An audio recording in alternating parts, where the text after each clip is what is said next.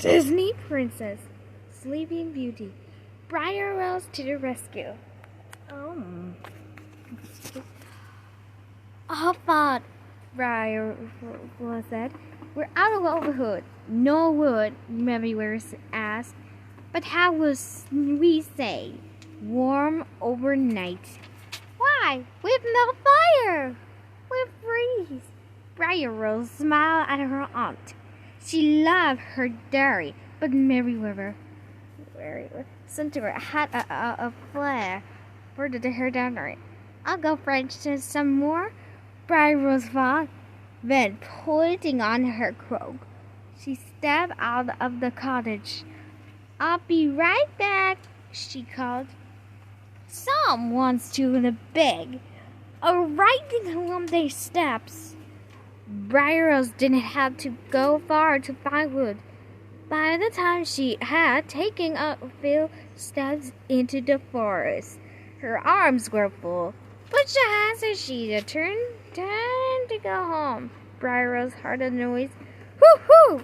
Briar Rose spun around to see her friend the owl bouncing on a tree branch. "Why, hello there," Briar Rose called back. "How are you this evening?" "Spin, spin,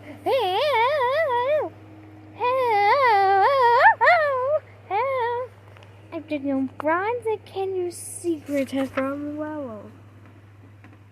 "Hoo-hoo!" The called again. He flapped his wings, spread and hopped up and down on the branch. Then, with one more hoot, he flew deeper into the forest. Briar Rose hunted. Her animal friends were usually quite calm. It was not like the owl to seem so upset. She hoped that nothing was wrong.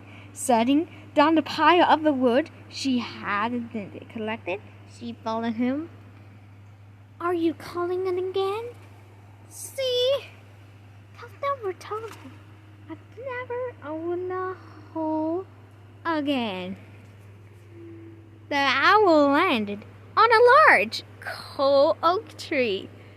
Briar Rose knew that a family of rabbits lived inside. Her heart pounding. "Is something wrong with them buddies?" she asked. Briar Rose nothing down and looked into the hollow tree trunk. The mother rabbit wasn't there, and Ting frackled over the baby. "1, 2, Briar Rose counted. "Where is the burger food buddy?" Now Briar Rose knew why the owl had seemed so upset. A baby bunny was missing. "Don't worry, I'll find him," Briar Rose promised. "And you help me?" "What do you?" "Owl! Hoo-hoo!" The owl agreed. Someone was missing. She gets so friendly on here. Briar Rose stood up and looked at the forest trail. The sky was growing dark, but she could just make out tiny paw prints under the ground. "Look," she said, pointing at the trail. He went that way. "Let's go." Briar Rose followed the trail with the owl flying close behind. But the deeper she got into the woods, the more the trees blossomed the moonlight. Adder called him. "Your friend? It's a frog here. Soon I won't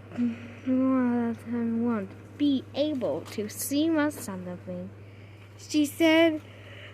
As she spoke, a cloud of the fireflies flew up to her. They blinked on and off, lining up the path. Briar Rose smiled in surprise. "Oh, thank you," she said. "That's much better. You see, just a friend once again here. The paw prints led up to the stream and then disappeared. Briar said. The little guy must have poked a hole across the stream on the bruised rocks. Briar Rose started to step on the nearest rock, but it wasn't a rock.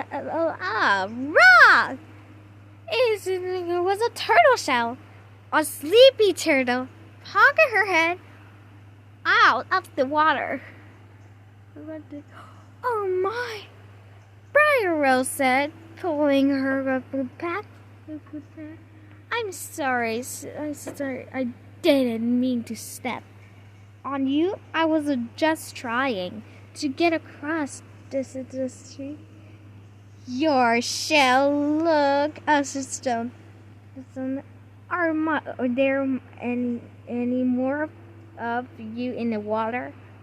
At the contest, 4 more sleepy turtles patted at their heads up and looked around. I'm sorry to wake you, Briar Rose said, but I don't want to step on you by mistake. Briar Rose bent down and parted out the turtle's shells.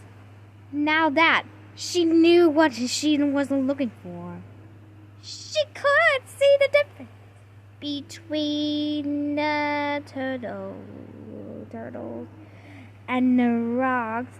Thank you, she said as she could carefully step across the rocks. You can go back to sleep now. That's right. The moment it is spades. Come on there. On the other side of the stream, Briar Rose spotted the bunny's paw prints all around her. The sounds of the forest filled the air. Crickets crib, tiny wood mice stood through the pine needles. Bats flapped their wings as they through the trees. But Briar Rose the Argonauts. She was too frosted on the finding the bunny. Suddenly, 2 yellow eyes ascended in one early bushes. Sponges. The fireflies flied. The owl let up the stop the hook. But Briar Rose walked towardly them. Who's there? She asked. That's another idea size. A small red fox tooted out of the bushes.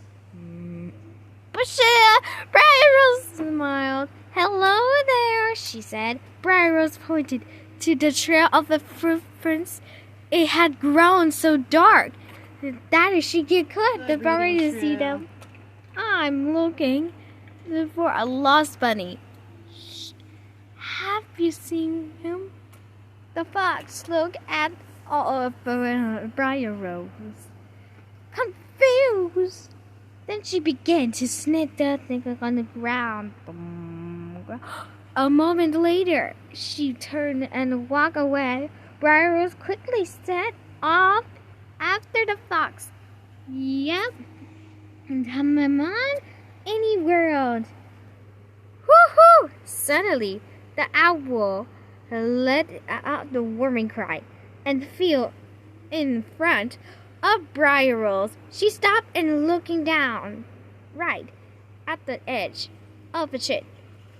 The fox was making her way across the falling tree to get to the other side. But Briar Rose had nearly a step over this edge. Thank you, Owl, Briar Rose said. It's a good thing that you are kind to see so well at night. Then, following the fox led, she carefully walked across the falling tree. Yes, see? That's why I follow you. The fox led Briar Rose to the edge of the forest. Ahead, she could see a cottage with a big vegetable garden. "Thank you," Briar Rose called out to her new friend. But the fox had already disappeared into the woods. Stepping out of the forest, Briar Rose headed the cottage. The big light shined brightly overhead, and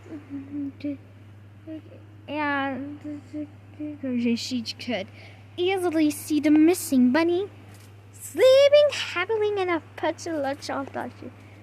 Laughing, sobbing, Briar Rose picking up the bunny and made her way back over the falling tree, across the stream, and to the hollow tree that was home to the family of rabbits. "Hurry up," Briar Rose said, placing Bunny inside the hollow, safe and sound. Oh, the bunny's mother, brother, and sister were so happy. The little bunny was home. They all snuggled up, ready for bedtime. Briar Rose smiled at the rabbits. Then she yawned. "Oh my, I'm getting sleepy too. I need to get back to the cottage." Yep, they got back to the cottage. Gathering her fire, Briar Rose returned to the cottage, where the three medicine ancestors were waiting for her. "Where are you? Where are you?" Flora asked. "We were so worried about you," Fauna exclaims. "We went to look for you, but all we couldn't find was ant." "So that's the pile of wood," Many said. "We thought someone had comforted you." "I'm sorry," Briar said. "I wasn't interested in who would want to hurt me." Me? I could find out. Now, Meriwether, she's just fine," Meriwether said, then turned to Briar Rose. She added, "How about cake and a nice hot cup of tea? And you can tell us everything that happened." So Briar Rose and her aunts settled it in for the night, and the girl told them all about her adventure. "See, look at that!" she nodded. "The going adventure? No, I found the going to the house